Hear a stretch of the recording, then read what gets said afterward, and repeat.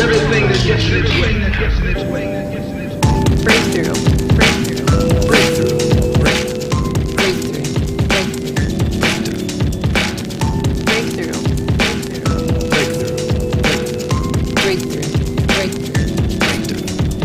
You're watching Breakthrough.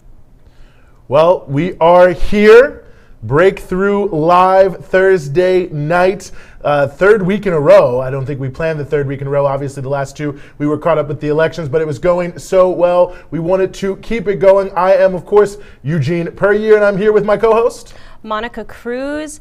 We really appreciate you tuning in. If this is your first time, if this is your third time, if this is your eighth time tuning into one of our live streams, we thank you for joining us on Breakthrough. And before we get into the show, we want to take a moment to ask you to please click that share button on whatever platform you're watching us on live right now. Press that share button so all of your followers, friends, family, coworkers, whoever can check out our content as well. And if you aren't already following us on social media, make sure you're following us and take a moment right now to do that at BT Newsroom on Instagram and Twitter. You can find us on Facebook and YouTube, Breakthrough News. So let's get right into it. Absolutely, and I appreciate you, Monica. Eight live streams. I mean, I know we've done more than eight, but it feels like time is flying. But again, really happy to be here with you. It's always so disappointing to have to start on a somber note, but I think in the wake of the election and everything that's happened,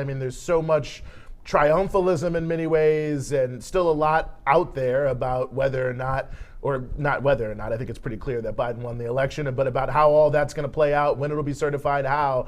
And I think it's important sometimes to just take one step back and to refocus on the issues that are allegedly in front of us in the context of a presidential campaign, which is what the country is facing, really. And when we look at the situation we're in right now, it's extremely dire. There's an extremely deep hole. Obviously there were so many problems with poverty, income inequality, climate change, racism, all of this that existed prior to the pandemic, so much of it has now been supercharged during the pandemic. You just think about some of the things that have happened.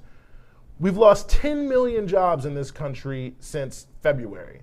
And a lot of people know about job losses, but here's another way to look at it. 52% of those job losses have been low-wage workers. So not that it's good when anyone loses their job, but we're talking about some of the most vulnerable people in our society who are already pushed to the margins in almost every single way, making up the bulk of 10 million job losses. 52% were low-wage workers. And as you might expect, that's a big increase in the poverty rate. It's at least projected. We don't know exactly how it's going to be the way they keep these numbers, but close to 14%. It was 10% throughout 2019. So you can see that's really tens of millions of people when you start to look at these percentages and the number of people who are really being affected. And you look at that number, I think it's projected to be 13.6%, if you want to be exact here, but about 14%. And these are official numbers, which are never fully complete. A whole other way to look at that from my point of view is you can think of a few other statistics, that there are 24 million adults that, at least as of late October, 24 million adults who said over the last 7 days, this was late October, the week before, 24 million had trouble finding enough to eat. It's the richest country in the history of countries, and you've got 24 million people. That's more than the population of a lot of countries. 24 million people who couldn't find or struggled to find enough to eat. You've got 80 million people. That's 1 in 3 adults in the United States, 80 million people who said that their household was having trouble meeting or was unable to meet basic household expenses. 1 in 3 adults. And of course, there are so many children that are directly connected to so many of those households. The entire impact of the social and economic devastation of the pandemic, just on top of all the challenges we were already facing, supercharging many of them. That is really the context of the post-election environment. And that's something that I think we can't really lose sight of, because the real question becomes, once you set that context, was either of the two individuals who were running for president, at least in the two major parties, Were they likely to? And now that at least one appears to be making the transition, is he likely to really have solutions that meet the scale of these problems? With 80 million people unable to make basic expenses, 24 million struggling to find enough food to eat. You got 14% poverty rate in the country. I mean, huge, serious, massive devastation that people are facing. And I wanted to just start the show off really mentioning that issue, because at the end of the day, that really is what this is all about. Not the atmospherics, not so much of what's in the media, but the challenges that are really facing this country, Monica, and whether or not either of these individuals is gonna do anything about it, or at least do enough. And I think we can, speak looking ahead here to former Vice President Joe Biden. Will they do enough to meet the scale of those challenges? I think that's what is the context facing us in the election, and I think the framing going into all these discussions, but certainly going into our show here tonight.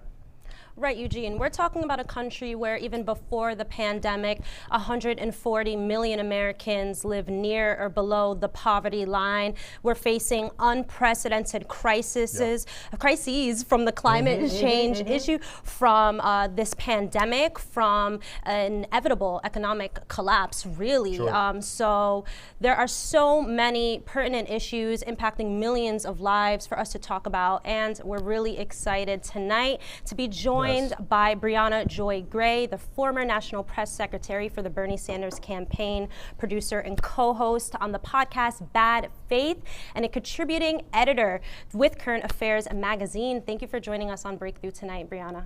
It's my pleasure. Thank you for having me. The pleasure is all. I have to say, we've got Briahna Joy Gray, we've got Monica Joy Cruz.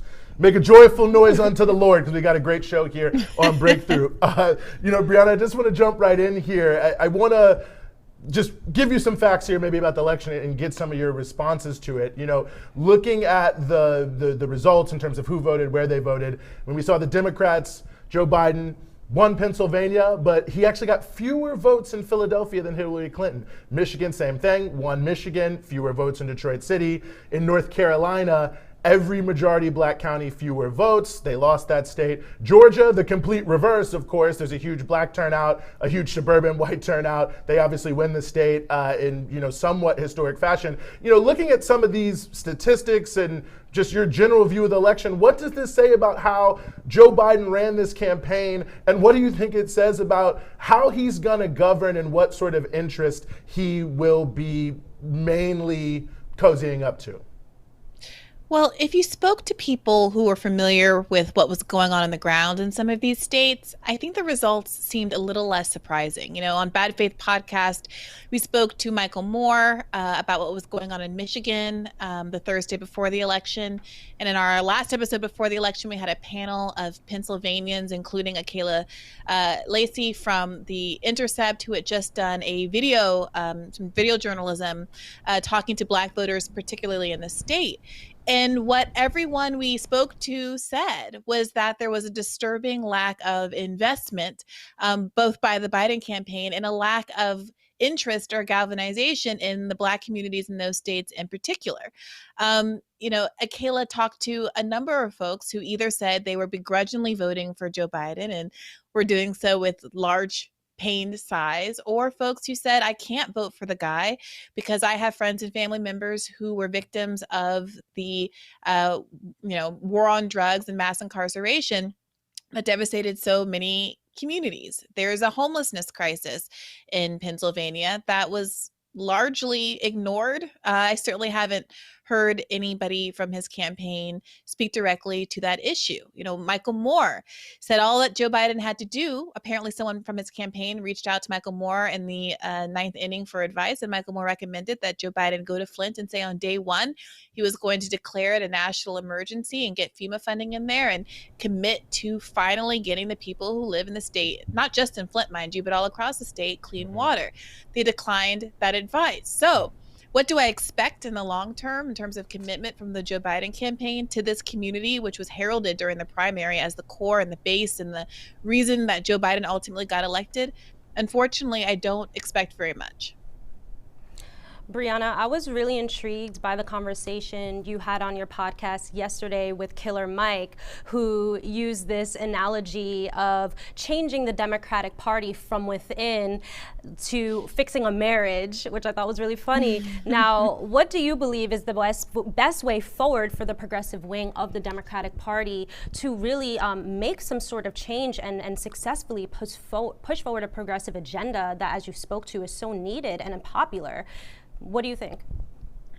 Yeah, I have the utmost respect for the genuine progressives that have done a lot within the Democratic Party to bring light to issues that, you know, were largely just completely unheralded before 2016. You know, Bernie opened the door to and inspired so many people. Obviously, the fact that the squad is now doubling after last Tuesday is, you know, an incredibly inspiring thing. And they've been able to change the national consciousness in very meaningful ways. And I look forward to watching what they continue to be able to do.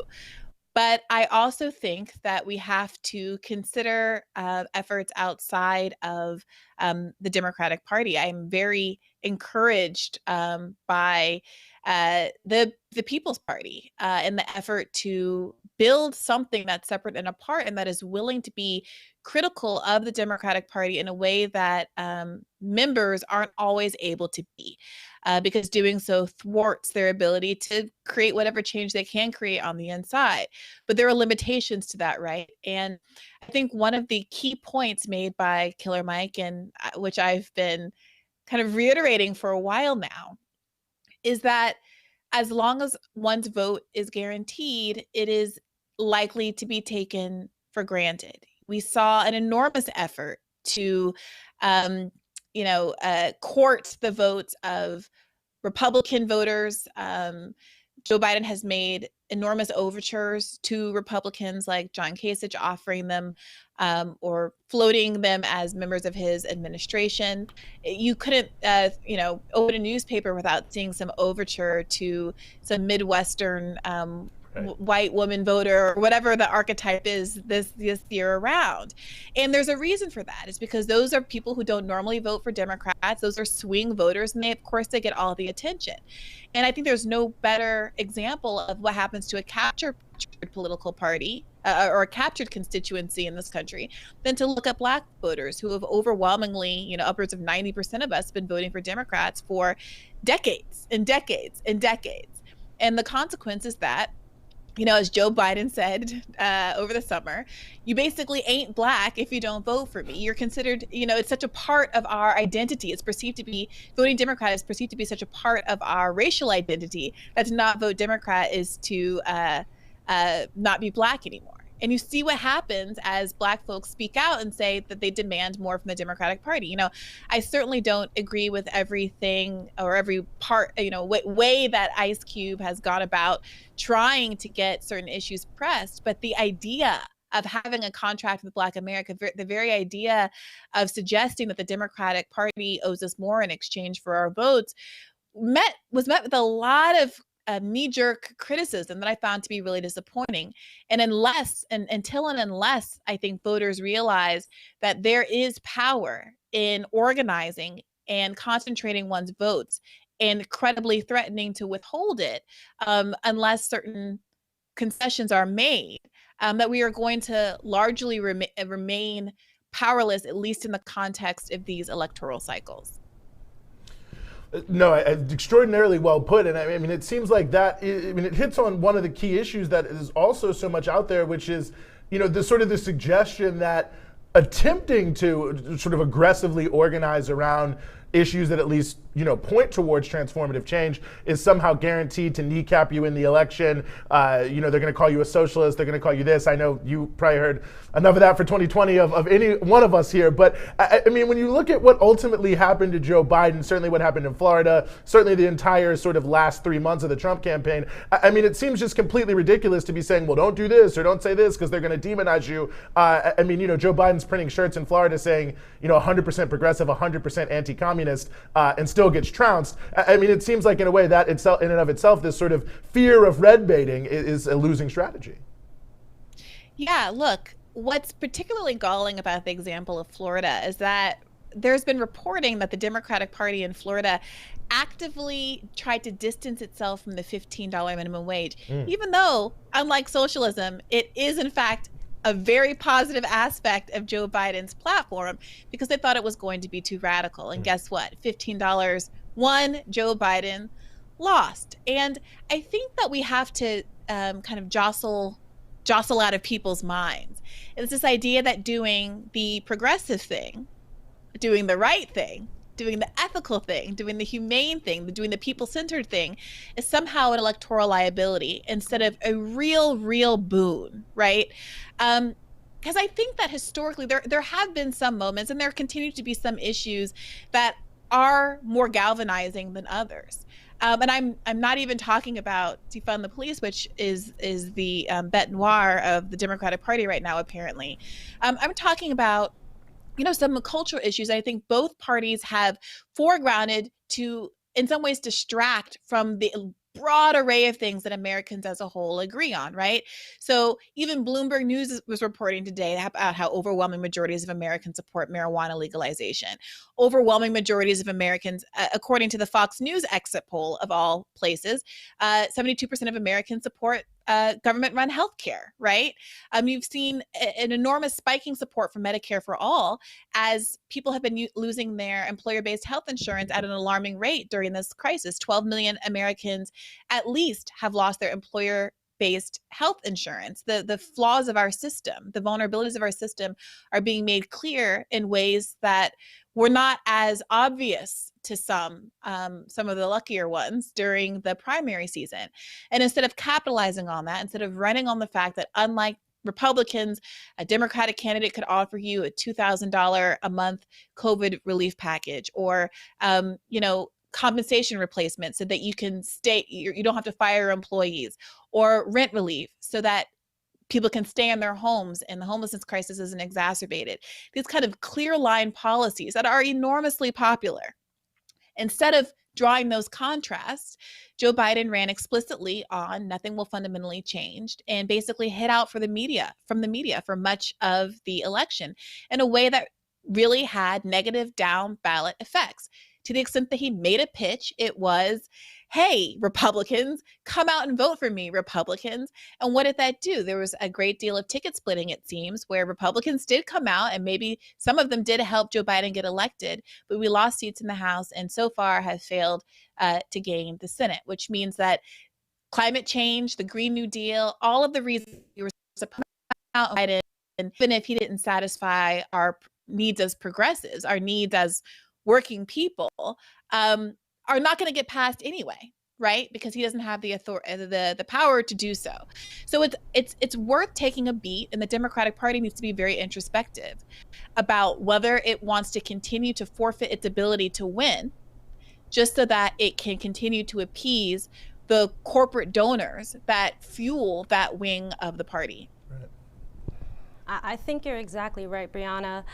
One thing that I saw in the media recently that just made me chuckle, of course, this whole New York Times piece with Alexandria Ocasio-Cortez, and she's alluding to this leaked transcript of this meeting of Democrats post-election, going off about no more talk on defund the police, no more talk on socialism, all of this. And we heard from a representative from South Carolina, James Clyburn, talk about how in all of his decades-long career of being a Black politician, he's never known a Black socialist. What's your response to that? I believe when he was giving that interview, he had several Black socialists lined up behind him off screen.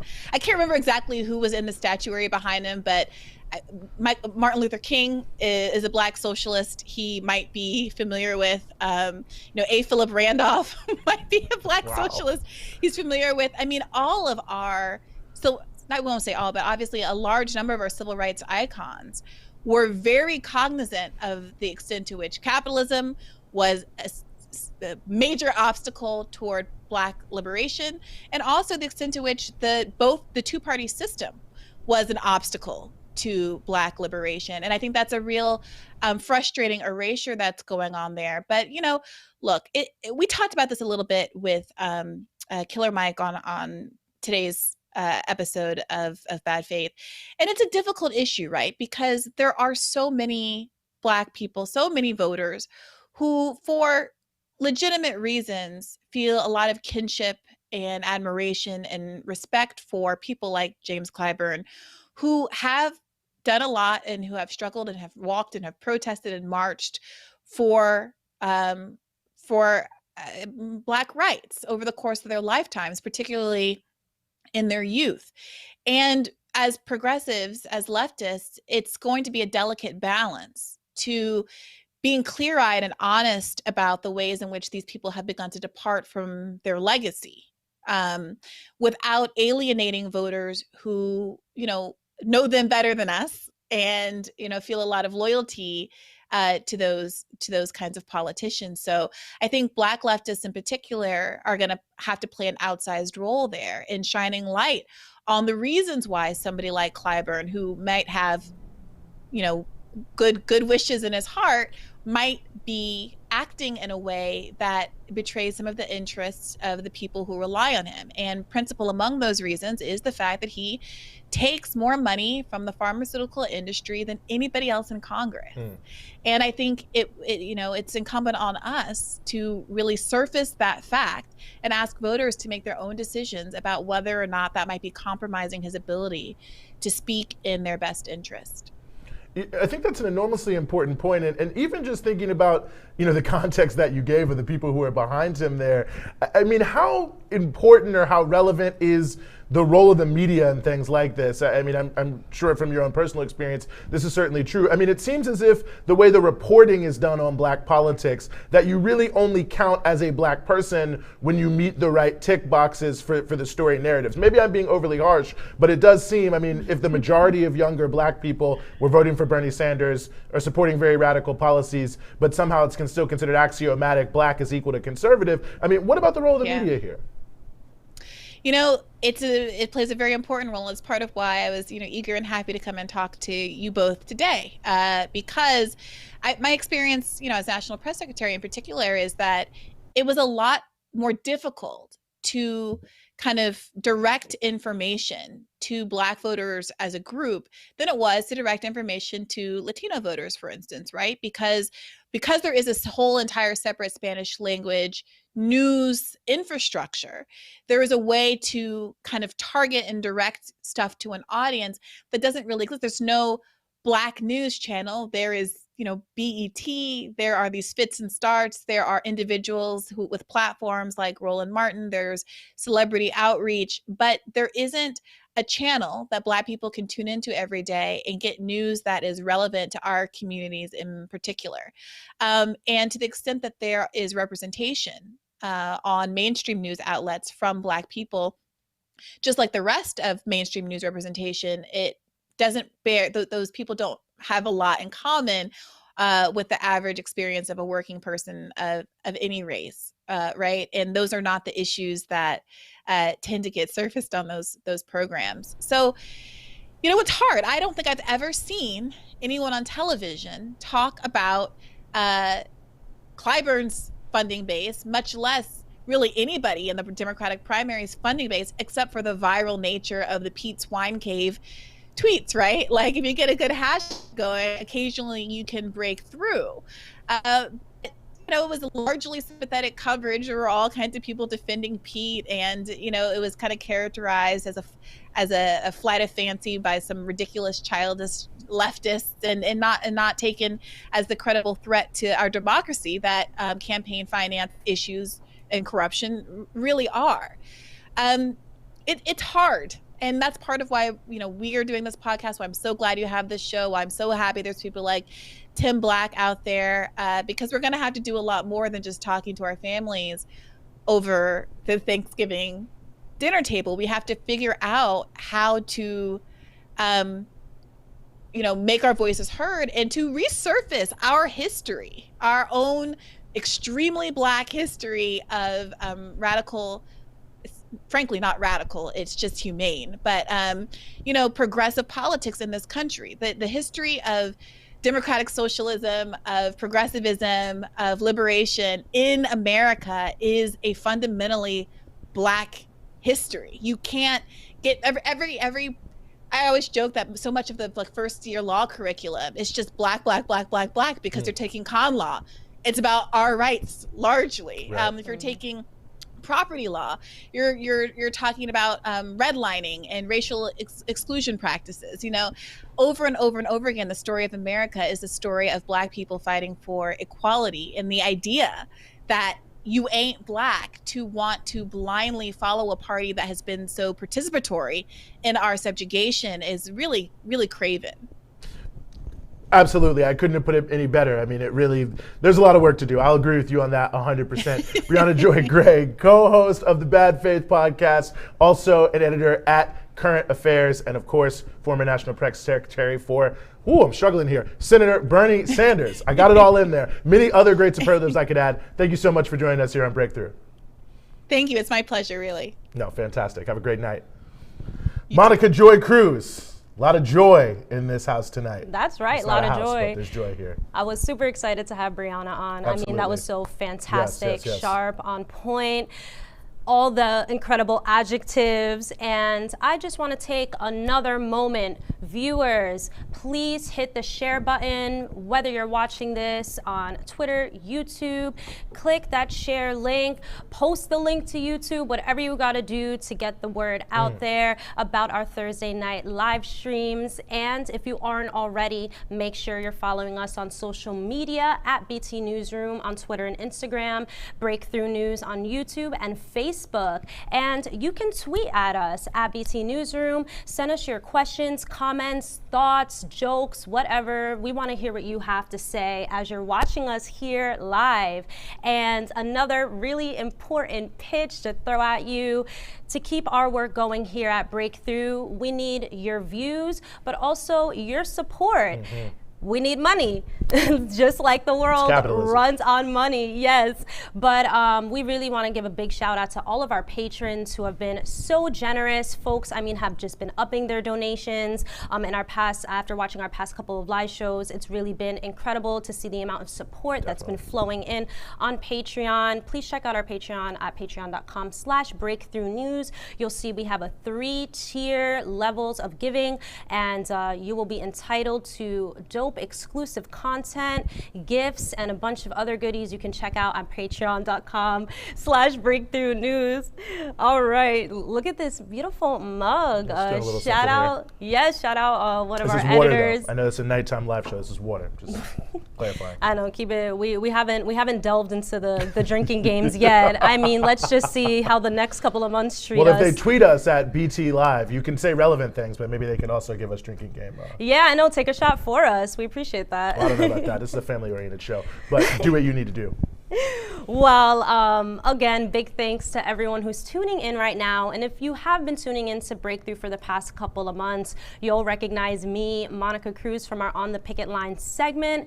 With the elections, all of the craziness going on with all of that these past couple of weeks, we haven't put out a segment in a couple of weeks, but we're taking the opportunity right here on this live stream to really pitch to what is going on with labor rights, with union organizing, and what a Biden presidency would mean for the issue of labor. Now, of course, this week, President-elect Joe Biden announced his labor transition team, which includes a lot of Obama-era cabinet alumni.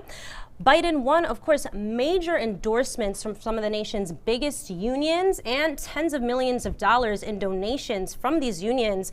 Rank and file union members really put in the work on the ground, door knocking, turning out voters, and of course, agreeing to give their union dues to donate to the Biden camp.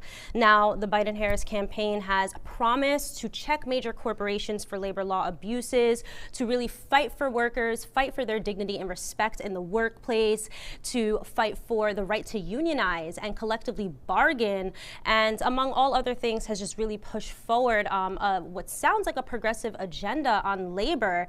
Now, of course, there's no need to really delve too much into the absolute disastrous mess that was the Trump administration's policies on labor, and of course, just reflective of the Republican Party's generally just horrible track record on anti-worker and and anti-union agenda that they push forward.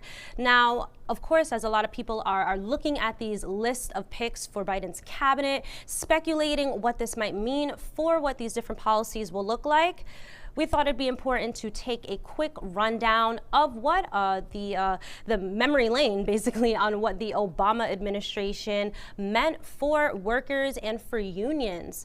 Now, under Obama, there were a lot of losses and letdowns. Some may remember that 5 states passed right-to-work laws banning union membership, of course, as a condition of employment.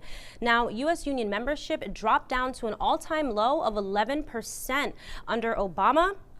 That was from a 20% of workers in the private and public sectors in the United States being unionized back in 1983. So at the same time, we saw a really massive number of strikes, particularly in the healthcare and education sectors, and in traditionally red states like Arizona and Wisconsin, where we've seen, again, Republicans push forward these right-to-work laws, union-busting measures, and all of that just really anti-union, anti-worker, nightmarish policies. But in Obama's first term, he really let down the labor union, the labor movement. Oh my goodness, what's going on today? His biggest priority was to pass the Employee Free Choice Act, which would have made union organizing easier. But the president actually failed to prioritize the act's passage, and this was in between 2008 and 2010, of course, when the Democrats had the White House and had Congress. So a lot of union members and leaders to this day look at that, pretty bitterly. Now, the admin also ignored opposition from unions on the Trans-Pacific Partnership Pact, which was supported by Chris Lu, a former deputy labor secretary, and President Barack Obama's cabinet secretary, of course, on the list of Biden's labor transition team. Now, those grievances also included Obama's decision not to make union-favored changes to the Affordable Care Act, most infamously the Cadillac tax, which would have literally penalized union health trusts for being too generous by charging 40% excise taxes wherever premiums went up above $10,000 a year for individual coverage or over $2,500 for family coverage. Now, unions fought hard to eliminate the Cadillac tax, while the Obama administration labor officials fought hard to keep it. Now, to labor's relief, Congress repealed it in the federal government spending package that was signed by President Trump last December. Now, shrinking numbers and frustration could explain why rank-and-file union members who voted for Obama in 2008 and 2012 switched party allegiance to support Trump in the 2016 election. So, looking ahead, since Mr. Biden really began his third-time campaign for presidency last April, his supporters have really been portraying him as this Democrat best positioned to win back union members who deserted the party in 2016. And while it's no question, no doubt at all that Democrats offer a labor program just leagues better than what the union busting and right to work Republicans have given us, but has the Democrats' really adaptation of this centrist pro-corporate agenda created the space for Republicans to now, as Marco Rubio said, claim the title of the party of the working class? And how does the labor movement really address these issues, these attacks on workers, on unions at the state level, at the federal level, and really organize to win under a Biden administration? Now, we have some really fantastic guests lined up to address these issues and other issues related to labor organizing and wins that we've seen for workers since the referendum elections last Tuesday. Yeah. You want to go ahead? Well, extraordinarily well taken points, Monica, and I really appreciate you laying that out. I mean, obviously these labor issues it's so key. I think that it's so easy to get caught up in the bad news. I think one of the best moments, perhaps, of this past election day, this November 3rd, it came out of the state of Florida, which you might be thinking, what, Florida? I heard it all went bad there. For those who missed it, supermajority of voters in the state of Florida supported an amendment there to raise the minimum wage to $15 an hour. Now, obviously, it's a huge buzzword. Millions and millions of people, workers and non-workers, have been pushing and supporting this all across the country. Florida has now joined the ranks of the states and the localities, and hopefully, at least I think, hopefully, will soon join, the rest of the country will soon and join them in moving towards a $15 an hour minimum wage. So we are very honored, as you said, Monica, to have with us here tonight Florida State Representative Anna Eskamani and also Kofi Hunt, who is with the National Fast Food Workers Union in the fight for 15 in Florida. Anna, Kofi, thank you so much for being with us. Thank you so much. It's an honor to be here. No, I think that's 100% true. And you know, I'll just ask you this as the first question here, Anna, and Kofi is going to join us hopefully in a little bit. You know, looking at what happened in Florida, I think many people were somewhat amazed that this took place, but that's because they don't live in Florida. I was hoping just to give us some context here about the type of coalition that was built to make this happen, because I think people are looking saying, well, you know, Ron DeSantis the governor, Trump won the state. How does something like this happen? Yeah, that is such a great question. So we have been building coalitions at a grassroots level in Florida around increasing the minimum wage for years. I was a college student advocating alongside the picket line with our fast food workers at McDonald's, all the way to our assisted living facilities with our CNAs, all fighting for the same thing, an increase in minimum wage, 5 for 15, to secure an increase through the legislative process, but then eventually it became pretty clear that a ballot amendment would be the only way to do it.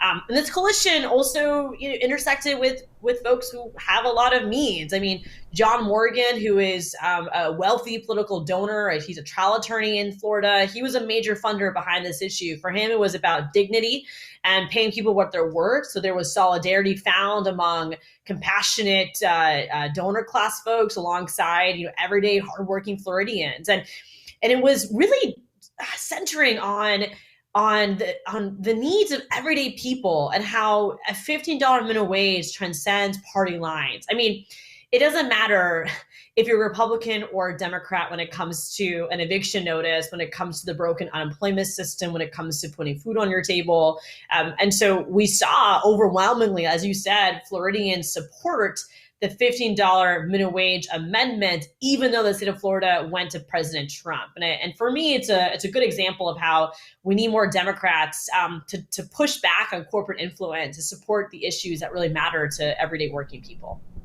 Mm-hmm. I think that's incredibly important work that you've laid out here, and I have so much respect really for pushing that forward, because we saw this Amendment 2 pass with 60% of the vote, and that was more votes than either candidates, either Biden or Trump, won in Florida.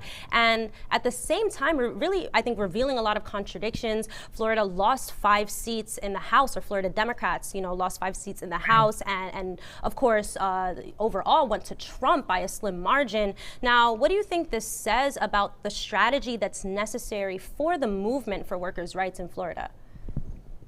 Well, we got to center the policy decisions on working people. You know, we cannot make assumptions about what working people need to survive. And I say that as a daughter of working class immigrants. You know, my family came to this country at 2 different points. My parents met in Orlando, coming from Iran, made this community their home, and they worked minimum wage jobs to make ends meet. And so the only fights that happened in my family were about money. So we know that economic security is so important to the health and well-being of every Floridian. And so I think it's really important that workers lead the way, and that we also let go, as I mentioned earlier, of the influence of corporate donors. You know, some of our top Democrats were weak on this issue, and it's grounded in where they get their money from. And I'm proud to be an elected Democrat here in the state of Florida that doesn't take money from fossil fuel companies, big sugar, minimum wage employers, private prisons, banks. Like, I'm very intentional in where our money comes from. I've turned away money and have mailed back checks when they're against our values. And so unfortunately, that's not the norm. And that corporate influence holds back Democrats, not just from this issue, but also from closing corporate tax loopholes, from setting ambitious renewable energy goals, by challenging the impact of agriculture and polluting our waterways. You name it, there's a corporate tie to it. And I think it's a reminder that we need to focus on everyday people and their interests, and not the interests of corporate donors. For sure, for sure. Now, of course, these everyday people include those who voted for Trump. Do you think that the win for Fight for 15 in Florida signals that Trump supporters can be won over to a more progressive agenda?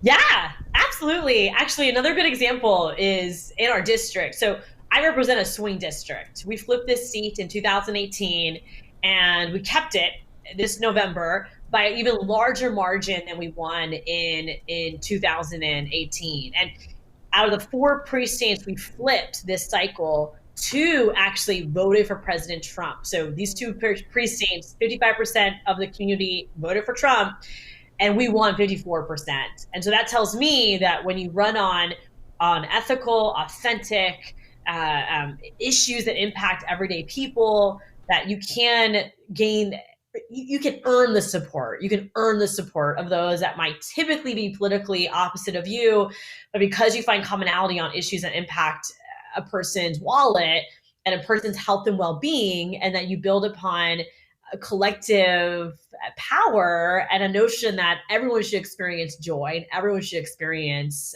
safety, that you can gain that support. Extraordinarily well taken point. And you know, there's so much to be said here. I just want to note here, we are now joined by Kofi Hunt, political director with SEIU, National Fast Food Workers Union in Florida, and the Fight for 15 in Florida. Kofi, thank you so much for joining us here. And you know, I really just want to jump right in. You know, one of the things I'm very curious about is what has the impact of this win on this $15 an hour minimum wage been for the workers who organized on this? I mean, I know so much has gone into this, and this has been one of the toughest fights in the labor movement around $15 an hour. So I'm wondering, in the aftermath, how has this affected the organizers? It's affected them immensely. In terms of the organizers, we know that our work means something, that we've accomplished something incredible, historic. In terms of the workers, it's actually really interesting. A lot of workers have actually said they didn't realize how low the minimum wage was in Florida. So we've educated them, we've educated their families. And in terms of, I say, the progressive movement, I think in Florida, with Biden losing Florida, a lot of what Rep. Eskamani is saying is giving people hope that there is like a future for Florida in terms of politics that can be centered around everyday people, around workers. You know, I think that's an extraordinarily important point. I mean, I think it's an important point for the whole rest of the country. And I'll just ask you this as a follow-up as well, Kofi. I mean, what is your message to people in the rest of the country who, obviously there are many people who are still struggling for this. I mean, seeing what's happening in Florida, I think is exciting people, but maybe they're wondering if it can happen where they are. What would you say? I would say absolutely can happen. I think when it comes to the South, there's a lot of misunderstanding about people's priorities. They think people are simply racist or they're not racist. It's not that simple. People are focused on their priorities. I know a lot of people who grew up in the South, and they said during the Great Depression, their fathers and their grandfathers were poor before the Depression, they're poor after the Depression, right? Working class people in the South understand that. They understand that politics historically has not been about them, whether you're white or black or otherwise. So they don't trust a lot of politics. And when someone like Donald Trump comes along and purports to be an anti-political person, that appeals to them to some extent. But when we see people like, Rep. Eskamani and others who speak directly to people's issues, directly to people's values, they hear that.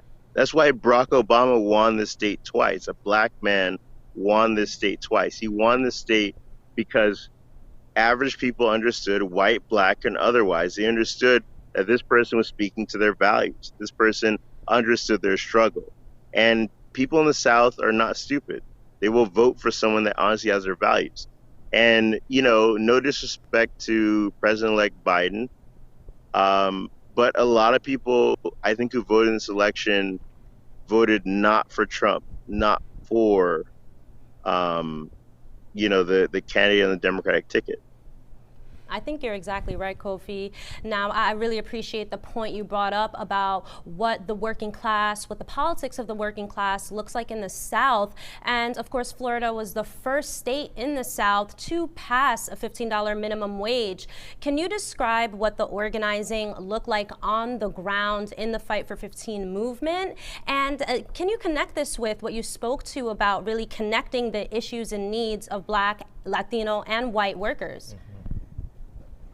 Yeah, so the organizing was really interesting. We were talking earlier today about the first event we had. We literally had 13 people out there. We organized a Burger King to come out and to stand up for a $15 minimum wage. This is way back in, I believe, 2013, right? So, like, we had full court media. We had helicopters circling us. They thought we were going to do something insane, and they were like, what are you out here for? And we're like, a $15 minimum wage, right?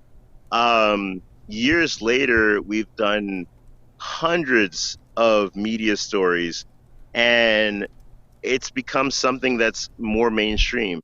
And that's what it's about. That's what core grassroots organizing is about. It's about uplifting the stories of affected people and making sure they're heard. It's not about pundits. It's not about politicians. It's about uplifting affected people, making sure their voices are being heard. And that's what we've done over the past, what is it now? About 7-8 years of the Fight for 15 in the state of Florida, is we've done that. We uplifted the voices of average working people. We've taken an issue that was fringe and we've made it mainstream. It did take the support of a multimillionaire in John Morgan to support a ballot initiative because the Florida legislature is broken. But at the end of the day, John Morgan would not have done this if it wasn't for fast food workers who literally have everything to lose. They don't have nothing to lose. They have everything to lose. They've stood up to their boss. They've stood up to McDonald's, multinational corporations, and they've spoken their truth to power. And they've uplifted this issue so much that $15 an hour now has become something that's mainstream. And that is really magical, I think, when it comes to the things that a lot of working class Americans would like to see happen, but believe will never happen because they don't believe in politics anymore. Yeah, extraordinarily well taken point. I can remember being told in 2014 that, I was over the moon, totally insane for saying there could be a $15 an hour minimum wage. That'll never happen. Amazing to see it go mainstream. Representative Eskamani, I hate to take a hard pivot on you here, but another important issue I think for a lot of progressive people that really hit the headlines yesterday nationally in terms of what's going on in Florida that I at least wanted to get a quick take from you on this draft bill by Governor DeSantis, allegedly to protect people against looters or whatever, but really it seems just authorizing, vigilante violence against those who are standing up against racism at protests. Let me not editorialize too much, but just some of your thoughts perhaps on what we've seen in this draft bill and what you're expecting in terms of the pushback against it. Absolutely. Well, I first just want to say thank you to Kofi. Kofi and I know each other for years, ever since I was a college Democrat. And it's always an honor to share space with you. He's such a legend in the Florida labor movement. To your question, though, it is horrifyingly bad. Governor Ron DeSantis is taking all the pages out of Trump's playbook and attacking our First Amendment rights and demonizing calls for racial equity. And instead of addressing the need to emphasize Black Lives Matter, to end mass incarceration, he has doubled down. He has doubled down on extremism, on dividing our state. He did a press conference a few weeks ago with law enforcement officers and Senate and House leadership, pitching this bill to the people of Florida.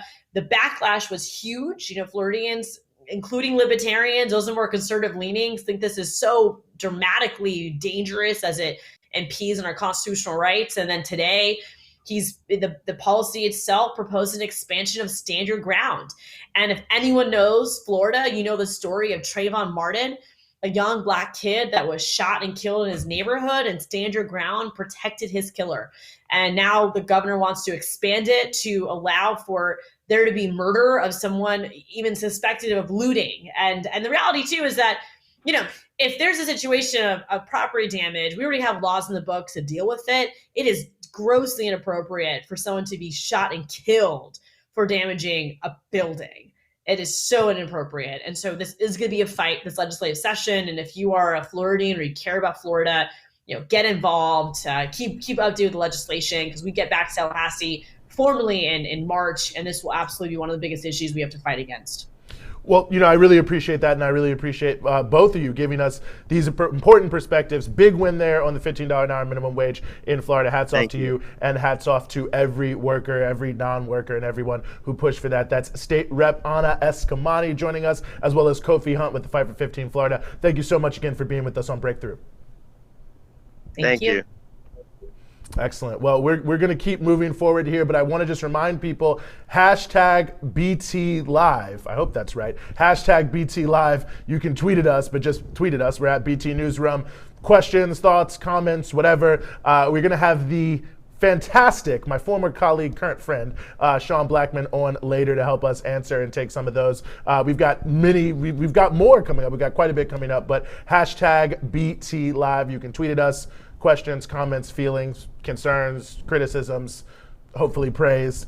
We will also take that as well. And just another reminder, as Monica reminded you earlier, you can go to patreon.com/breakthroughnews. And you can become a patron, you can become a donor. We can only really survive, Monica, as we keep saying, because of our patrons. You got us through quarantine, you helped us get off the ground, you're helping us do this right now. So everything that we do here is really powered by you. That's why we say don't just watch us, join us on Breakthrough, because it's not just about those of us you see here, those of us you see behind us, but it's about you too. It's a real community that we're really trying to build here. And I think that is one of the things that maybe sets us apart from a lot of other media organizations out there. We're not just trying to talk back at you. So again, you can go to patreon.com/breakthroughnews, and you can become a patron, a donor, help us out, all sorts of great things. There are these mugs, there are t-shirts, there are stickers, there's exclusive content, many things and more. So patreon.com/breakthroughnews, and then of course, hashtag BT Live. Tweet at us, questions, comments, concerns, things you want to say. We are going to address that as we move forward. But we are going to continue to move forward here. You know, one of the things that that I think has been a huge, I don't even know what you call it, almost a meme in the Trump administration, has become the city of Chicago. And the city of Chicago has been brutally demonized by the Trump administration, unfortunately by many others, as sort of the poster child for everything that's going wrong in quote unquote urban America. But the reality is there are at least many people who are doing quite a number of great things and addressing many of the issues that are thrown out there about Chicago, addressing them very substantively. And one of the organizations that I think has done that quite well is Good Kids Mad City. It's a youth organization in Chicago fighting to end violence and also bring more resources to their community. And we are very happy to be joined here as we move forward by Alycia Camille from Good Kids Mad City. Alycia, I really appreciate you being with us. Hi, thank y'all for having me on here. I appreciate the opportunity.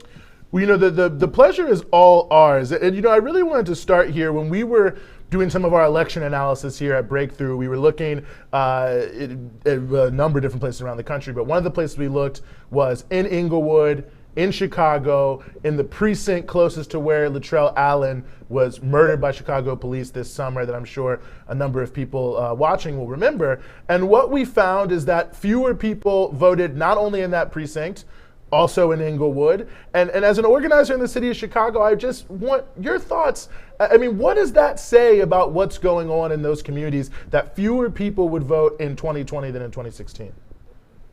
I think there's a lot of different aspects that add into those numbers not being as large as maybe a lot of people would think. I think one of them is voter suppression. That was something that was a very present issue specifically in Chicago and specifically in these Black and brown communities for major reasons that we all know of, as systemic racism, systemic violence, and also just being an organizer and organizing with a lot of people from Inglewood, it's a very beautiful environment to be in. Like, there's a lot of community. There's so many beautiful community-based orgs. There's a GKMC Inglewood chapter, and the organizing that happens between like community members and the organizing that happens between people who are just actively there, it's just so strong and so knitted that when you see violence all the time, when you see all this money being put into different efforts and not community efforts, you then also kind of start to lose the hope and motivation for voting for a system that has historically never really helped you or benefited you in any sort of way. That two of the things is definitely voter suppression. It was very difficult for people to vote. Also not really taking into account COVID being very real, COVID being a really big thing. So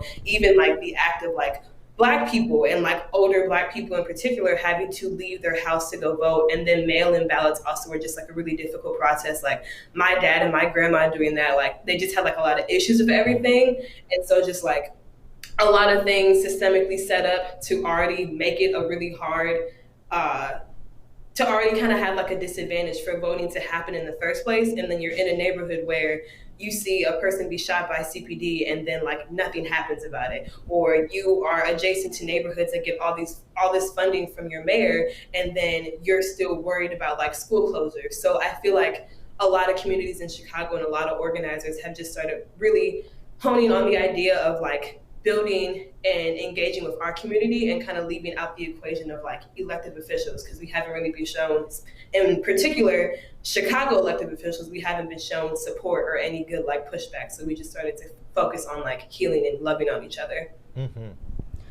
Alycia, now speaking on this issue of police violence, which I know Good Kids Mad City has done such incredible work in mitigating violence in the communities of Chicago, but there's been a lot of backlash against the slogan, of course, of defunding the police that's come about in this massive uprising, historic uprising we've seen against racist policing and, you know, demanding justice for killer cops. Of course, the claim is always that community violence can only be stopped by police. And your organization has been on the ground now for a few years working with community and working, being part of the community, working within the community to deal with the issue of violence. So how do you respond to people who say that the only way to deal with the violence that we see in our communities is by having the police? I think it's about addressing the issue of, one, a lot of people who are saying this are coming from like sheltered or privileged backgrounds. So like if you are mostly talking about like a lot of white people who are very against the idea of defunding or abolishing the police, don't see police in the violent ways that Black people see police every single day. And particularly the dynamic between Chicago citizens, Black Chicago citizens and Chicago police is just a whole different level of like a dynamic that's like, you can't even get into without even realizing the harm that happens and the harm that's been happening. I would say, I'll just do like a couple like numbers breakdown and then talk about the Peace Book, which is something that we're creating and working on right now. So annually CPD gets $1.8 billion. That's $4 to $5 million a day. And that doesn't even count the money that's used to police settlements, all kinds of stuff around that. So we believe that if we were to just get 2% of Chicago's police budget and add that to GKMC and our Peace Book ordinance, which is an ordinance that we created to show that as communities, we do not need police in order to keep each other safe. No one who is in Chicago, no Black person who's in Chicago sees a police officer and feels that they're going to be protected. They feel like they're going to be targeted. So the idea that we have is to invest money into communities and to invest money into people who look like the people we're trying to protect to help prevent a lot of these issues. So we'd be putting money into mental health services, grocery stores, paying people who live in these communities and who know these people to help de-escalate problems and to help de-escalate issues, because that's what's needed. You're more likely to listen to somebody who looks like you. You're more likely to listen to somebody who lives across the street that you know than a police officer who's coming in from a suburb trying to arrest you. So the whole idea of the pushback behind the defund CPD or defund the police campaign is just about not understanding the everyday struggle that Black and brown people go through when we see police officers and the harm that we get when we see police officers. If we were to invest a third, a fourth of the budget into citizens of Chicago, into these Black and brown communities, you would see a drastic decline in all of these rates that people are so worried about, because you don't see it in places like Wicker Park or Uptown or all these very like established and funded neighborhoods. So that money needs to go into Black and brown communities on the south and west sides of Chicago, because that's how we heal people. In order to heal people, you have to fund those people. So that's what we're for as an org. No, absolutely. And I mean, I just love the concept of the peace book, even seeing it just from afar. I mean, I think it's one of the more creative ways I've really seen. And you know, I don't want to get too worked up here, but it's one of the things I find most frustrating, quite frankly.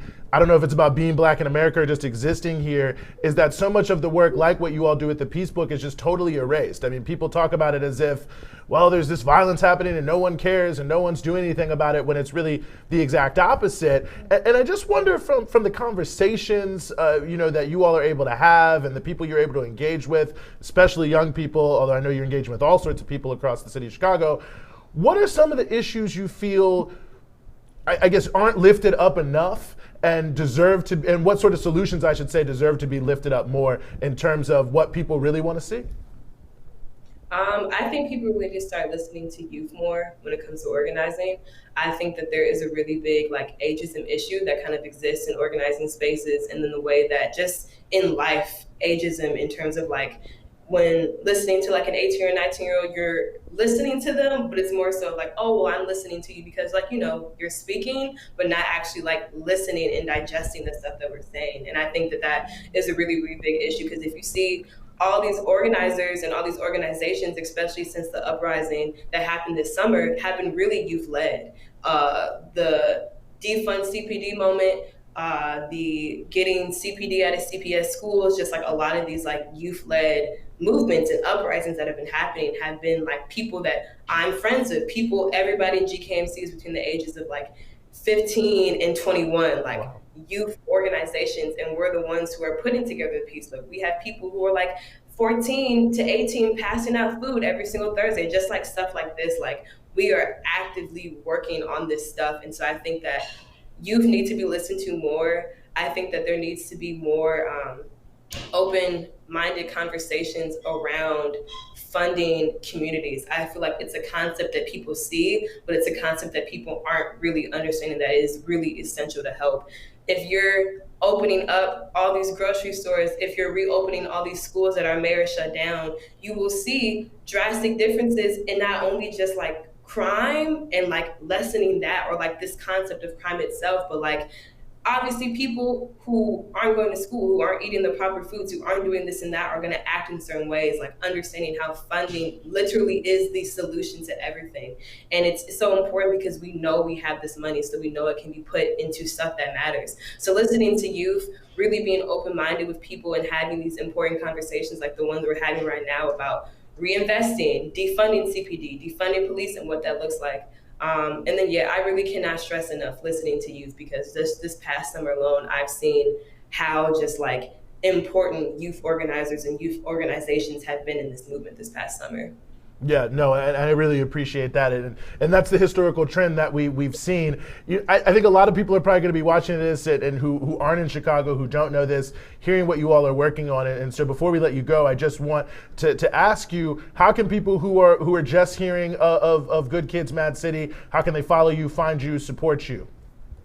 Yeah, so you can follow us on Instagram and Twitter at GKMC18, on Facebook on Good Kids Mad City, and then through there you'll also see the projects we're working on, from our Peace Book initiative, from our mutual aid initiative, from our tutored initiative that we're going to get started up. So those are all the ways that you can get involved, and then also donate, stuff like that. So GKMC18 on both Twitter and Instagram, and then Good Kids Mad City on Facebook.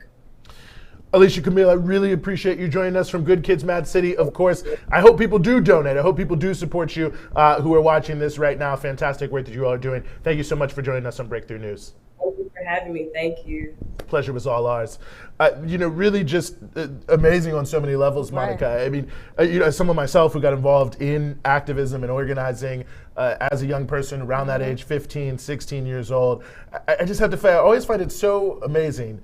you can drive a car when you're 16. In a lot of states you can own a gun when you're 16, but in no state can you vote when you're 16. Right. In some cities you can vote when you're 16. And I'll note here, they did a study about this, Tacoma Park, Maryland, near Washington, D.C., where I lived for many years, of 16-year-olds voting. And basically the high school students that were voting at a higher percentage than the college students.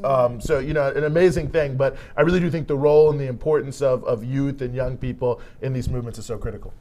I think you're right, Eugene. It feels so tired and cliche to say, the youth are the future. We must listen to the youth.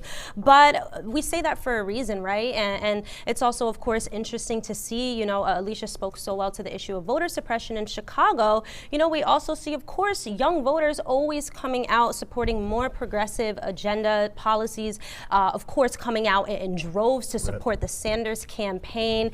And we've seen a lot of these voter suppression efforts targeted in different battleground states and really targeting young voters in particular. And of course, this is led by the Republicans, and it's because they know that young people tend to favor more progressive policies. They are the ones, really spearheading. It's all, younger folks who are being elected from the state level to the federal level on more progressive platforms. And at the end of the day, the kids go left. That's exactly what they do. Yeah, that's true. I think the average age, my friend Jay Gillen wrote a great book about this. The average age of a runaway slave was like 14 to 20 or something like that. I mean, you look at the Soweto uprising, you look at the Birmingham civil rights movement. We know so much about Birmingham, but of course what broke it open, the Children's Crusade. Some children as elementary school kids who are going out and going to get arrested, going against their parents. Famous thing that was said in one of the meetings, and the kids said, what do we do? And our parents said, we can't go out. Reverend James Bevel said, well, against your mama, you got the right to make this witness. And they were so many young people that they were filling up cattle stockades because they ran out of room in the jails. I mean, it's so historic. There's so much there. If you ever get the chance to go to the Soweto Museum, I'll say, in South Africa, it's unbelievably moving. But, really an amazing, amazing thing, an important piece, and I really appreciate Good Kids Mad City for coming on. I'll say we mentioned the South Side of Chicago quite a bit there in that conversation. Shout out to the West Side, too. We see you. North Side, we see you. This is not a sectarian show as it comes to Chicago neighborhoods. Appreciate everyone out there in the greater Chicago land. I'll just say real quickly, you can tweet at us, hashtag BT Live, questions, comments, concerns, feelings, criticisms, respect, love, whatever you want to give us. We may or may not mention it depending on how nice or mean you are, so just think about that. We're making a list and checking it twice. We will react to that. And of course, you can go to patreon.com/breakthroughnews and you can become a patron and donate and help keep all the great stuff going here so we can keep bringing on great organizers, great activists, great analysts, great individual people. And you can check us out across all of your social media platforms at BT Newsroom. BT Newsroom, at BT Newsroom, Facebook, Instagram, Twitter, all of that. We're there. We're, of course, also on YouTube and patreon.com/breakthroughnews. Facts. Follow us, watch us. Playing into that regionalism. We're here in New York. Let me calm it down. We could do that. We're all 5 boroughs. We're thorough in every borough. Come on, this is Breakthrough News. Well, now, I can't even claim that. Now I'm back in Jersey. Hello. But shout out to Jersey. Yes. My dad is from Newark. There we go. Hey. Okay. Patterson, Plainfield, Linden. Sorry. Okay. Let me stop. Yeah, I'm gonna shout out Patterson. That's where my family's from. But of course, like us, follow us, share this if you haven't already. We're very excited to wrap up tonight, our first and our Thursday live streams. We're happy to be joined by Sean Blackmon, host of the DC-based radio show By Any Means Necessary, and a longtime friend and comrade in the movement to me and Eugene. Thanks for joining us, Sean. Thank you both so much for having me. It's a pleasure to be here. Oh, the pleasure is all ours. The Sean Blackmon, I'll say. We really brought you on because I know you're on the air in Kansas City. We need that Midwest demo. So we brought you in. Sean, I really appreciate you joining us. I mean, there's so much to be said here. There's a lot that's been said on this show. I maybe want to kind of start with where we started the show on, talking to Briahna Joy Gray, former National Press Secretary of the Bernie Sanders campaign. This will, of course, rest on our social media and YouTube. Definitely check it out. See what she had to say. Fantastic stuff. On some of how we parse the election results and some of the issues that I brought up that are issues I know are known to you, Sean. The fact that there were fewer votes, for instance, for Joe Biden and Hillary Clinton in places like Philadelphia, like Detroit, like the majority black counties of North Carolina, like the black belt counties of Alabama, which I know you're very familiar with. And looking at all of this, what does it really say about the way the Democrats ran the campaign and who they really value, and what sort of those communities that are talked about so much rhetorically, the black community, young people, and so on and so forth, really have to expect, or should they be expecting? Yeah, well, when you point out the way that the vote rolled out in places like Alabama, I mean, I'm just reminded of when in recent years a UN rapporteur went to Alabama and said it was the worst poverty it had seen in the developed world. And I mean, Alabama is my ancestral home. I mean, my folks literally picked cotton there, and the poverty is so deep. And when we look at other material issues like 10 million people with the coronavirus infected, 1 million people, another million folks filed for unemployment last week. And what does the Biden and Kamala Harris administration have to say or to offer as a solution to these and so many other issues? Precisely nothing. I mean, the big goose egg. And so when you talk about who it is that the Democratic Party is really playing to, I mean, I don't think it can be overemphasized when Joe Biden told that group of donors that nothing will fundamentally change. This was him soothing the conscience of wealthy donors and the ruling class, which he is very much a part of, that he won't go the ways of those big, scary socialists like Bernie Sanders or progressives like Elizabeth Warren and people like this. And so from the campaign trail to the calling of the election for Biden, all the way until we get to the inauguration day, what the Democrats have shown is they are very much a party of the ruling class, a party of the wealthy, a party of the bosses who do not have any real answers or solutions for the masses of poor, working, and oppressed people. He wants to shoot protesters and give cops more money. And in truth, just like the Republicans, Democrats are sworn to protect the capitalist system out of which all these issues and ills for the masses of folks in this country suffer from. I just want to note here, when you watch the replay, Sean, the booth went rogue a little bit there, noting your Florida origins. Of course, I have nothing negative to say about the state of Florida. Never said anything negative about the state of Florida or the city of Pensacola, of which is your home. But, you know, Florida man is a meme. That's all you can really say. But no, I really appreciate the points that you're making here. I mean, I think it's extraordinary. I mean, in some way, well, I don't know if it is extraordinary, I guess. When, you know, we used to talk about this all the time on By Any Means Necessary. Is it extraordinary or just outrageous, or how do we parse that? And I think that's a whole other issue. But I mean, just the palpable reality that there is a deepening, I don't know, cleavage, divide, whatever you want to say, between Democratic elites and Democrat and, you know, black communities. It reminds me of something, and we talked about this a little bit earlier on the show too. Monica brought this up. Representative Jim Clyburn, his just completely ridiculous comment saying, "I've been black my whole life and I've never known any black people that were sympathetic to socialism." I mean, not only do I think that that's just completely false, I mean, I just wonder what you think it does. And maybe it doesn't have that big of an impact because younger people aren't affected by these things. But that kind of messaging, what sort of impact does it really have on the nature and the direction of, you know, this centuries-long black liberation struggle? Yeah, you know, it really is a shame, Eugene and Monica. Old Grandpappy Jim is going out sad, man. He's going out sad. He represents a completely outmoded and outdated form of black politic that is completely based on kowtowing to the mostly white Democrat Party establishment. I mean, this cat said that the phrase "burn, baby, burn" is how they, quote, lost the movement in the 60s. Not COINTELPRO, not J. Edgar Hoover, not the full brunt of the racist capitalist state coming down upon them, just those few words. But, you know, I was just reading earlier today about how Jim Clyburn had, over the last decade, has taken over $1 million from pharmaceutical companies, far outpacing his peers. And when we look at the fact that Pfizer is now being looked upon to, you know, crank out this treatment for the coronavirus, a company which itself has a gross history of price gouging with AIDS treatments and things like that. And, you know, I mean, Jim Clyburn is making these statements with a picture of W.E.B. Du Bois behind him. The same Du Bois that was in the Communist Party when he died. You feel me? And was very open about how politically bankrupt the two-party system is in this country between the Democrats and Republicans.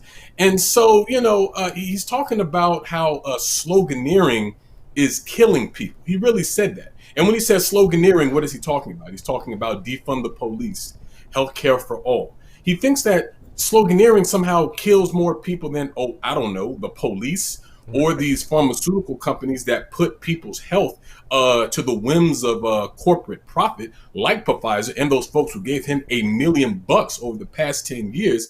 I mean, it's completely ridiculous. And this notion that these progressive phraseology and measures like defunding and healthcare for all somehow is the reason why Democrats lost seats, even though no one who lost a seat was really running on these platforms, if memory serves, I think means a couple of things. I think it goes to show just how out of touch the Democratic establishment leadership is with Black folks on the one hand. And I also think it signals another incoming assault on not only the progressive wing of the Democrat Party, as embodied by folks like Bernie and the squad and people like this.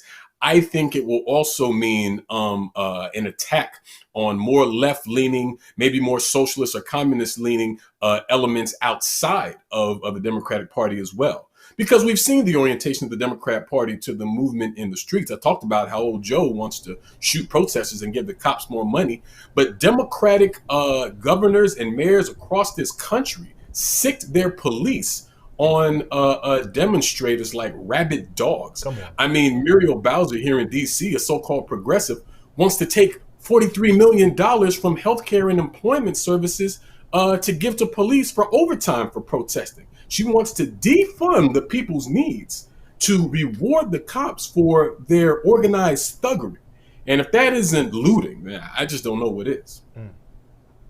Sean, I mean, I couldn't have said it better. You spoke to so many issues so well. And to note, it is true that every single congressperson who ran on a Medicare for All platform retained or switched their seat, won that seat. And so the same goes for the Green New Deal, those who support the Green New Deal.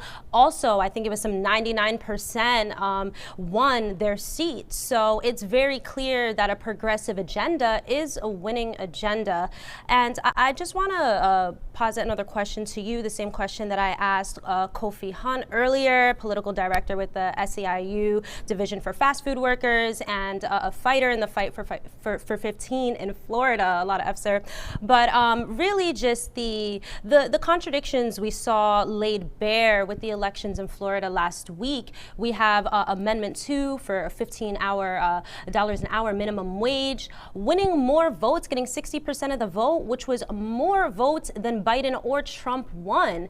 And but at the same time, the Democrats in Florida losing 5 seats in the House. And like I said, I put this out to Kofi to really talk about this unity that we see on working class issues. We talk so much about, you know, the racial divide in this country. People talk about Trump igniting a a race war. But what I would like to say is I think it really looks like a class war, as you spoke so well too.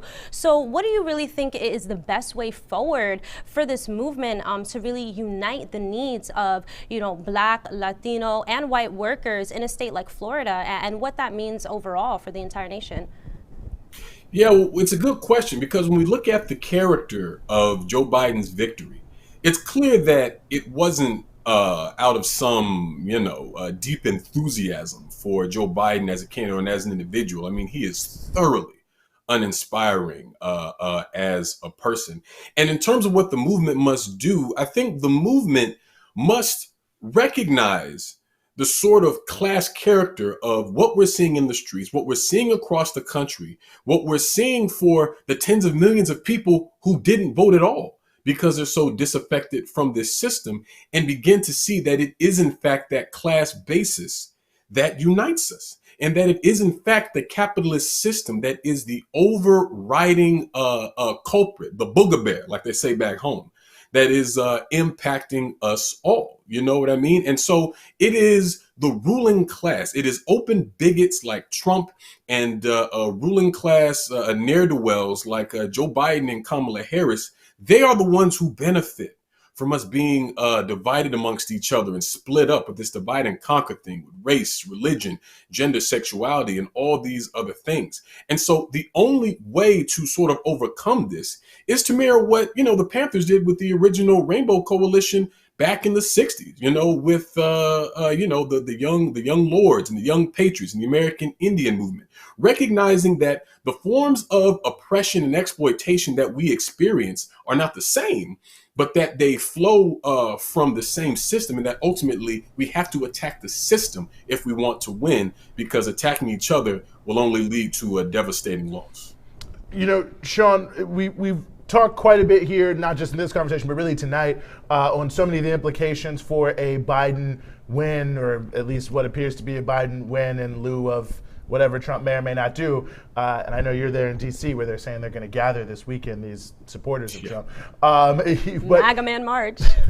The Million MAGA March. I mean, the only thing I can say about that is that and I think you'll appreciate this, Sean, the cultural relevance of the Million Man March, just consistently, that now even MAGA is using that imagery, says something in and of itself. And if you want to speak to that, I think that's very relevant, and I think deeply important in terms of the history of the Black liberation movement in America. But, slightly shifting narratives. Internationally, obviously, there are huge implications of any U.S. president. And I think this is one of the areas where, certainly people are hoping for some big changes, and whether they will or whether they won't, I don't know. I think there's some people out there who are thinking, well, who's Biden going to bomb next? So, who knows exactly what will happen here. But I wonder just your evaluation of whether or not this election represents any sort of shift, palpable shift maybe, in terms of what the general orientation of U.S. actions abroad will be.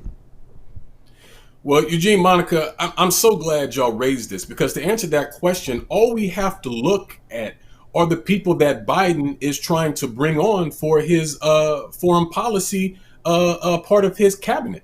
We're talking about people like Susan Rice and Michael Flournoy and Nicholas Burns and Samantha Powers.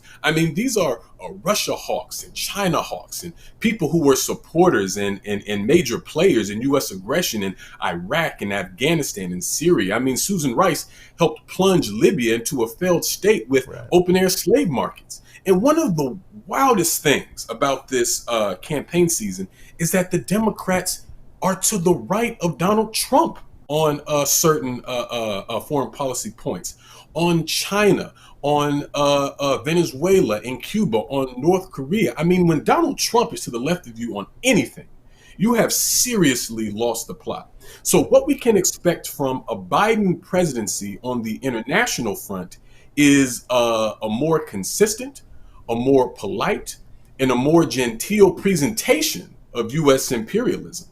But U.S. imperialism nonetheless. And we shouldn't forget that Joe Biden was vice president under the man who expanded drone warfare, Barack Obama. We know what happened with Yemen and all those sorts of things. And so I think we can expect much the same from Joe Biden. I don't think we're going to see any kind of progressive move on the international front. And so when I talked about that mass movement that we have to develop earlier, there has to be, I think, a strong anti-imperialist strain within that movement to make a connection to the struggling people across the globe outside of the U.S. Borders, to strike a collective blow against the global ruling class that is just sucking the blood and breaking the backs of the people across this planet who work and toil and labor to generate the wealth that is hoarded by the wealthy minority.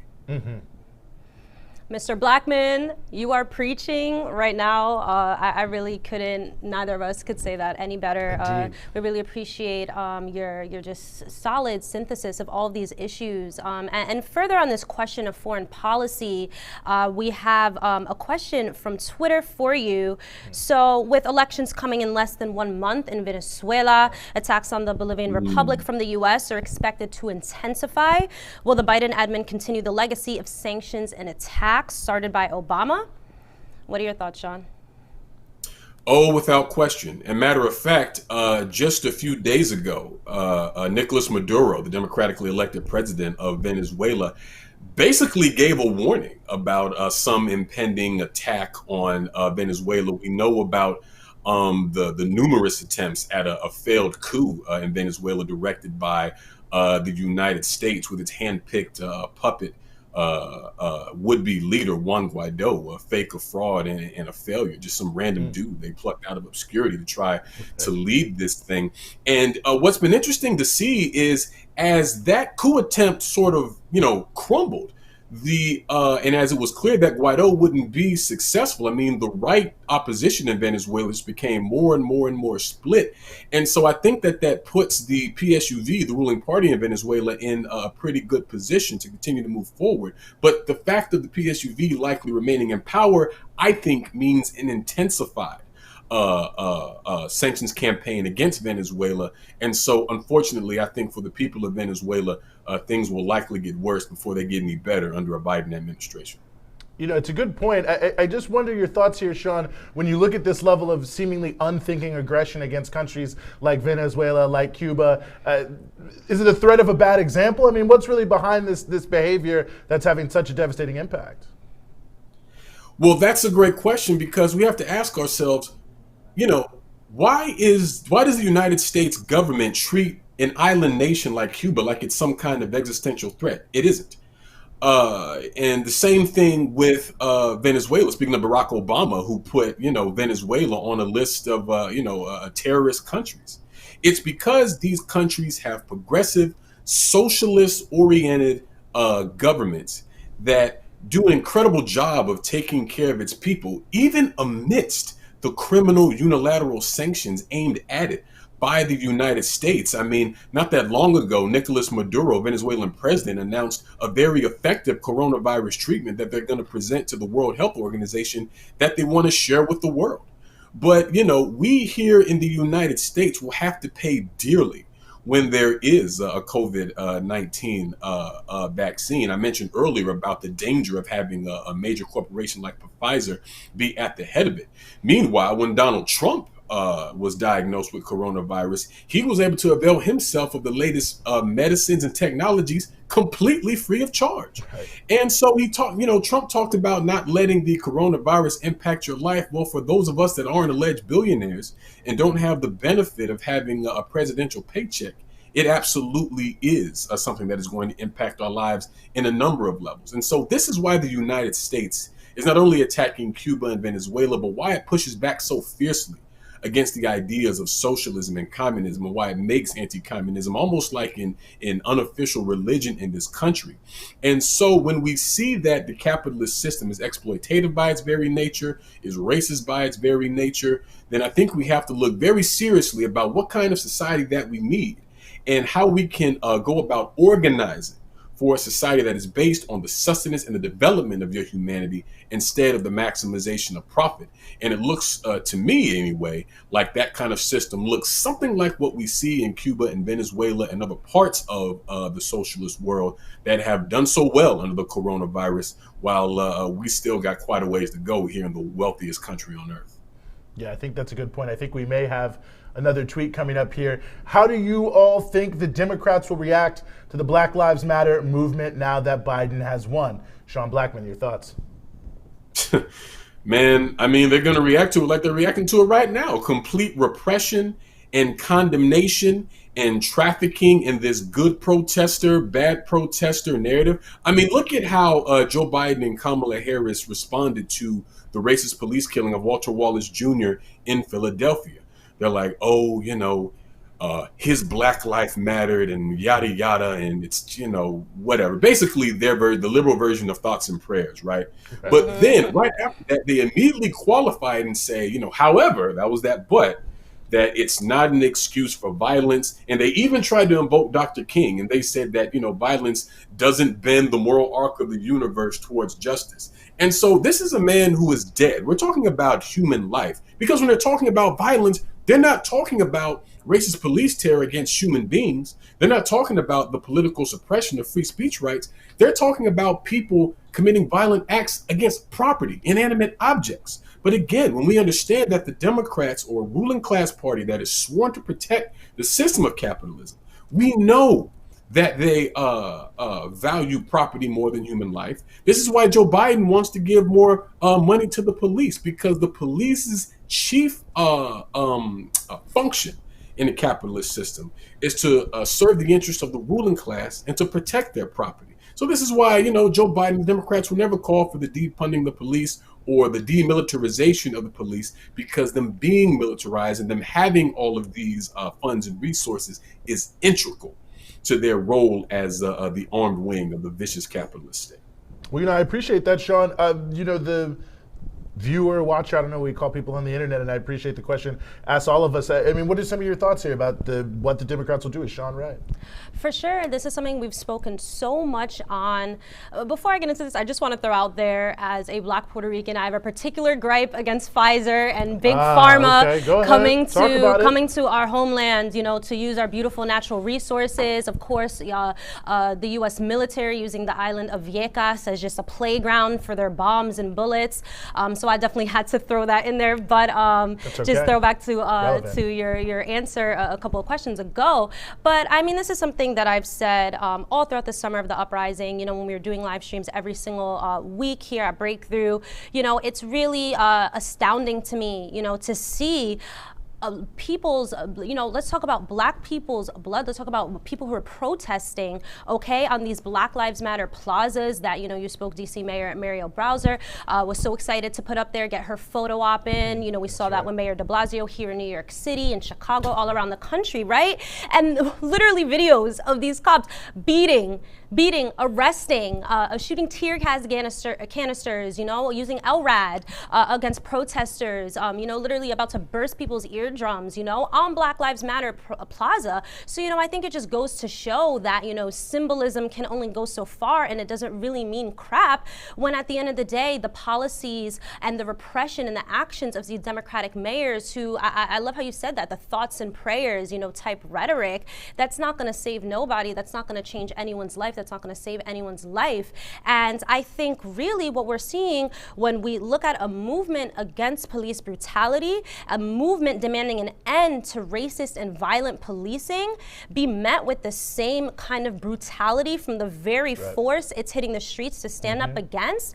That just reveals something so fundamental to what you spoke to, Sean, what the capitalist state really is, and the kind of repression that is necessary to continue to shut down the resistance. But it works in a twofold way, right? The more we see this resistance in the streets, the more repression we're going to see. And I think the lessons that you spoke to, Sean, of the 60s and 70s really speak to that as well. We saw Black and brown people being organized in a way, being politicized in a way that they never had been before in history. The Rainbow Coalition, the Young Lords, the Black Panthers, of course, again with the the symbolism we see nowadays. Everyone thinks it's cool. Okay, put on you pose up with the gun with the wicker chair, famous picture of Huey Newton, and it's just like these images really don't mean anything at the end of the day, when time and time again, Black people are expected to come out for Democrats who are not really doing anything for us at all. Where we see a lot of people excited to see someone like Kamala Harris, the self-proclaimed top cop of California. The second largest incarcerator of people in this entire country. So when we're really talking about what it means when it comes to Black liberation, national liberation, also tying in these international issues with the struggle here at home, we really need to talk about the inherent violence of this system. And all this talk about violence irritates me, because to me, poverty is violence, homelessness is violence, hunger is violence, a lack of jobs is violence, people having to work until their 80s because they don't have a pension or they can't afford to save for retirement. That's violence to me. I'm going off right now. But I hear you. No, it's all relevant. And everything you're saying is 100% true. I agree with both of you.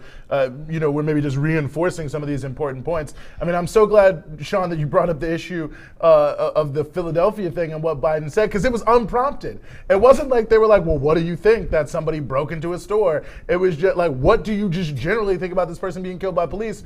You did not have to say anything. But the fact that you chose to basically lead with this, oh, it's terrible, but don't do anything that, I wouldn't like, or what, I don't even know, it's a ridiculous thing. But his earlier statement, and I think you mentioned this as well, that, anarchists and arsonists deserve to be prosecuted. Well, I'm not an anarchist, I'm a socialist, but at the end of the day, I don't think that someone should be criminalized for their ideological predilections. And I think that it is deeply problematic and, quite frankly, Trump-like to have this sort of posture. And I think we've seen the Democrats in this effort to show, no, we love the cops killing people too. I mean, just in the context of every time Biden is asked about this, he says, and he said it in the last debate with Donald Trump, he says, most cops are good.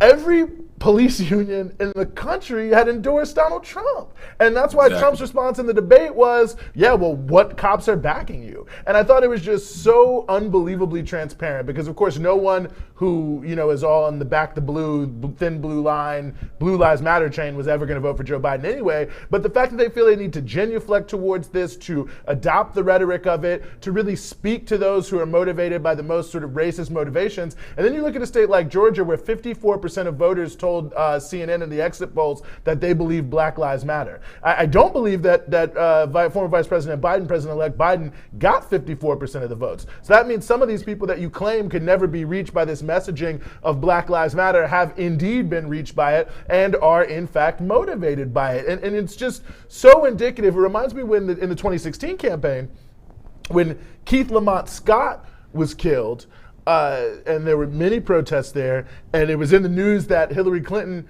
wanted to go and was like, I'm going to go there, I'm going to make a statement. And the Democratic mayor of Charlotte called her and said, please don't come.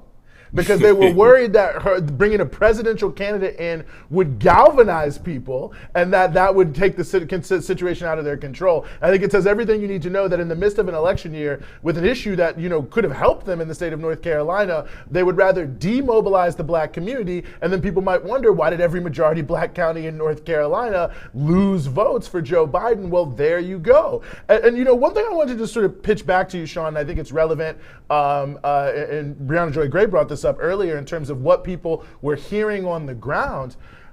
I mean, I feel like it's almost treated in a flip way, the record of Joe Biden and the impact of it. And people saying, well, you just have to look past it. It's not a big deal. And look, he won the election. He's in there now. So, whatever. But I do think in the context of people who are going to be demonized, there's no doubt about it. Those narratives are going to come out. People who didn't vote, people voted less, whatever it may be. But, if you live in, the 53206 zip code in Milwaukee, where fewer people voted, which is the #1 zip code in America per capita for people incarcerated, it makes sense to me you might be cool on Joe Biden. And we could go on and on looking at these things, but I mean, just talk to the importance of these things in the record, because I do feel, and I'm sure you saw this, Sean, the 3 young women who just a couple weeks before the election, I think they were on CNN, and it was like, they were black women. It was like, why are you guys thinking about not voting? And they brought up the crime bill and these other things, and the comments are just people ripping them as if it's somehow illegitimate to take the record of Biden seriously. Yeah, well, I mean, the first thing I'd like to mention, and maybe this is an aside, but Kamala Harris, not only the top cop of California who built her career throwing black people in jail, also a graduate of Howard University. Now, so we're going there. Okay.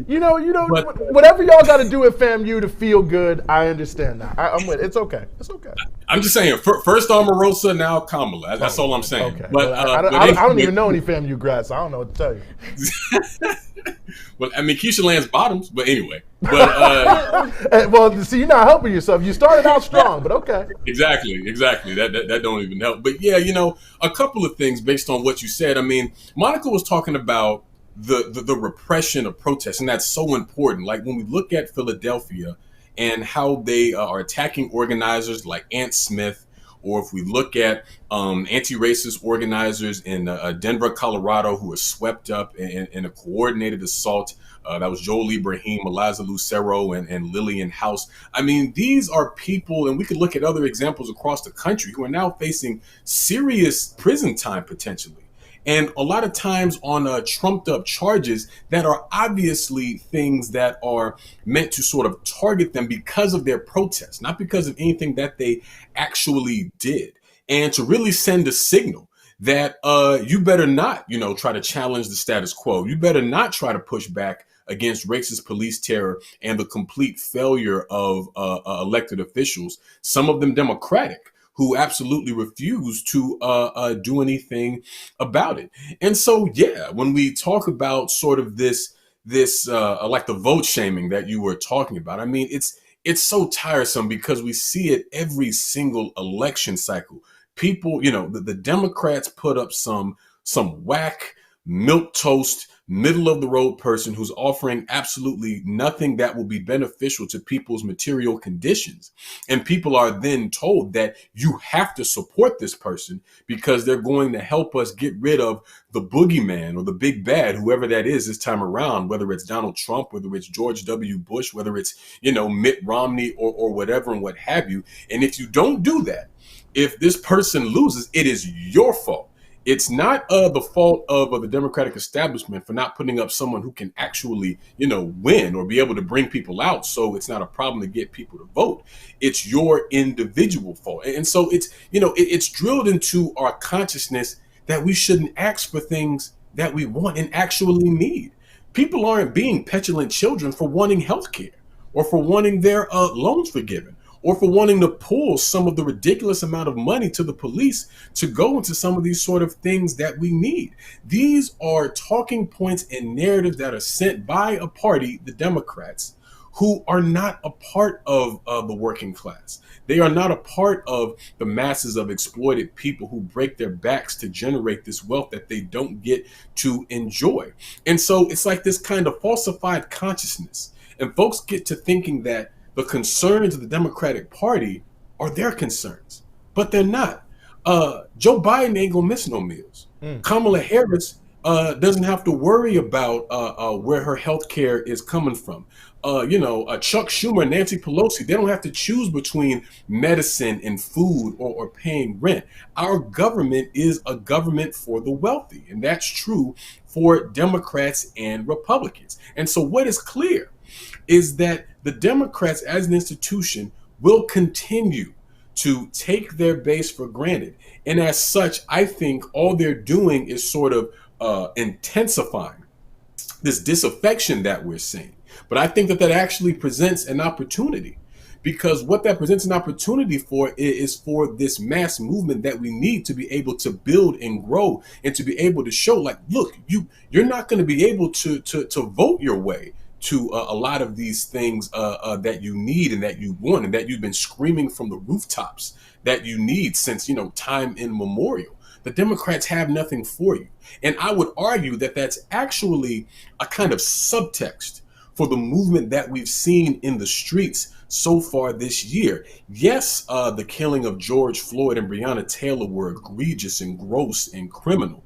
But on top of all of that, there was also this distinct feeling that the American people had been abandoned under the coronavirus pandemic. I talked earlier about how last week, another 1 million people filing for unemployment. The wealthiest country on earth made a conscious decision that it would rather people get sick and die before it support people to a substantive way.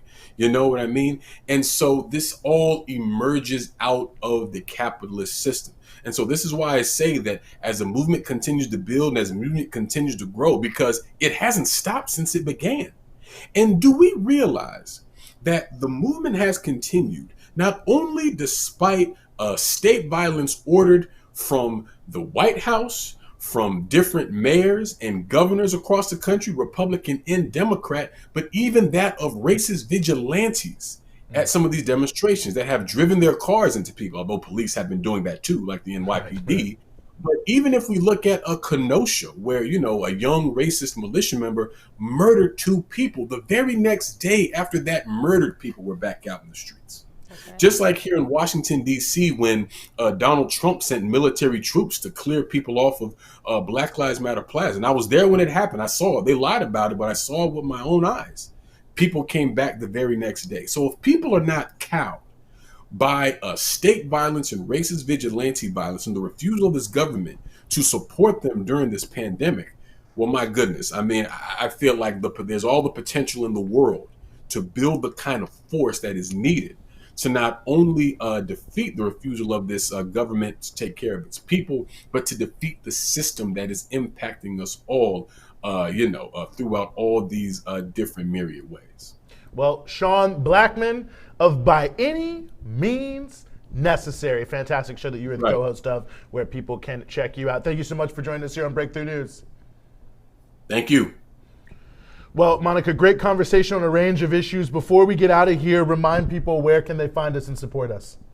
Once again, viewers, thanks for tuning in. If you haven't already, hit that share button, and you can follow us and find all of our content on Twitter and Instagram at BT Newsroom. Find us on YouTube and Facebook, Breakthrough News. And if you want to see more of this kind of content we're putting out here, keep our live streams going, keep all the important work we're doing here at Breakthrough News going. Become a patron. Check us out on patreon.com/Breakthrough News. You'll see all the different tiers, levels of giving, all the exclusive gifts and content you will have access to as a patron. We really appreciate it, and a huge shout out to all of our patrons right now. Anyone watching, we love you, we appreciate you, and anyone who's tuning in for the first time, even for the second or third time, thank you for joining us here on Breakthrough. We want to reach you, we want to hear from you as well. So if you haven't already tonight, if you're on Twitter, tweet at us. We want to hear your comments. We want to hear your thoughts, your jokes, your critiques, whatever it is. We want to hear from you, viewer. No, we absolutely do. Well, let me put it this way. If it's a good joke, we want to hear it. If not, keep it to yourself. No, I'm joking. Whatever you want to tweet, you can do whatever you want. Nevertheless, thanks to everyone. Thank you, Monica, as always. It's such a pleasure. Thanks to our whole team behind the scenes that make this whole thing possible. And as we always say here at Breakthrough, don't just watch us, join us. Revolution knows no compromise. Revolution overturns and destroys everything that gets in its way.